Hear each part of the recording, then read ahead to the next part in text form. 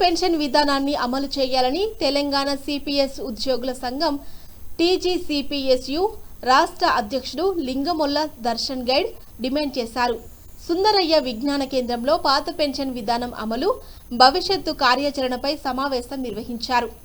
ఈ సందర్భంగా ఆ సంఘం రాష్ట్ర అధ్యక్షుడు సుదర్శన్ గౌడ్ మాట్లాడుతూ, ప్రధాన కార్యదర్శి నాగవెల్లి ఉపేందర్, కోశాధికారి బాలస్వామి కూడా మాట్లాడుతూ, కాంగ్రెస్ ప్రభుత్వం పాత పెన్షన్ విధానాన్ని అమలు చేస్తామని వాగ్దానాలు చేసి నేటికి అమలు చేయలేదని మండిపడ్డారు.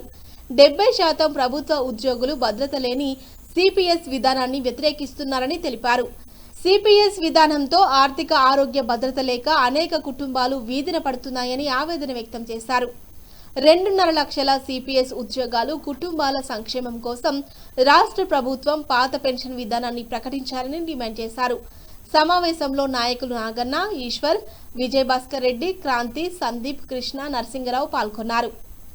కాంగ్రెస్ ప్రభుత్వం గత అసెంబ్లీ ఎన్నికల్లో మేము అధికారంలోకి రాగానే సిపిఎస్ విధానాన్ని ప్రక్షాళన చేసి అందరికీ కూడా పాత పెన్షన్ విధానాన్ని అమలు చేస్తామని చెప్పేసి వాగ్దానం చేసి మేనిఫెస్టోలో కూడా పెట్టారు.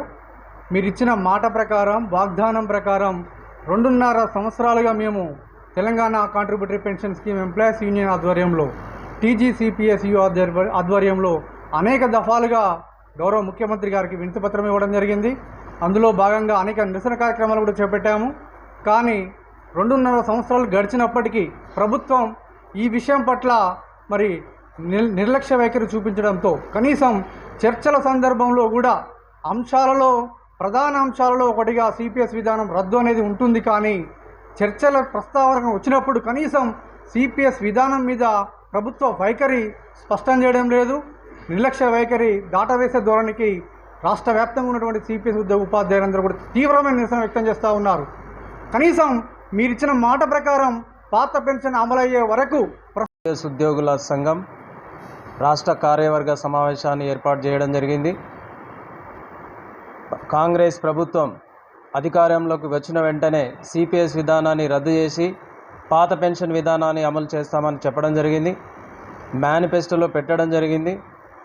దాని ఆధారంగా చేసుకొని ఈ ప్రభుత్వానికి ఉద్యోగ ఉపాధ్యాయులందరూ కూడా పూర్తి మద్దతు ప్రకటించి ఈ ప్రభుత్వాన్ని మేము కోరుకోవడం జరిగింది.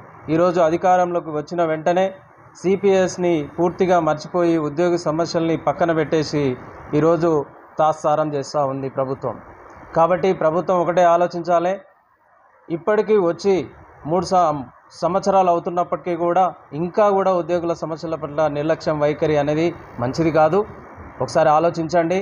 మేము ఏరి కోరుకొని తెచ్చుకున్నటువంటి ఈ ప్రభుత్వం ఖచ్చితంగా పాత పెన్షన్ విధానాన్ని అమలు చేస్తుందనే ఆశాభావంతో ఇప్పటివరకు వేచి చూసాం. ఇక ముందు ఆలోచన ఎలాంటి పరిస్థితుల్లో కూడా ప్రభుత్వానికి మద్దతు ఇచ్చే ప్రసక్తి అనేది ఉండదు. వెంటనే దీనిపైన కార్యాచరణ ప్రకటిస్తే ఖచ్చితంగా ప్రభుత్వానికి సంపూర్ణంగా ఉద్యోగ ఉపాధ్యాయుల మద్దతు అనేది ఉంటుంది. ఇప్పటివరకు చూసినట్లయితే రాజ్యంలో సంక్షేమ పథకాలు అనేవి ప్రజలకు అందుబాటులోకి వస్తూ ఉన్నాయి. మరి సంక్షేమ రాజ్యంలో ఉద్యోగులు ప్రజలు కారా? ప్రజలలో ఉద్యోగులు కూడా వేరు కాదు కదా. ప్రజలు అంటేనే ఉద్యోగులు కూడా ఇందులో సంఘటితమై ఉంటారు. మరి ఉద్యోగుల సంక్షేమం ఎక్కడుంది? ఆర్థిక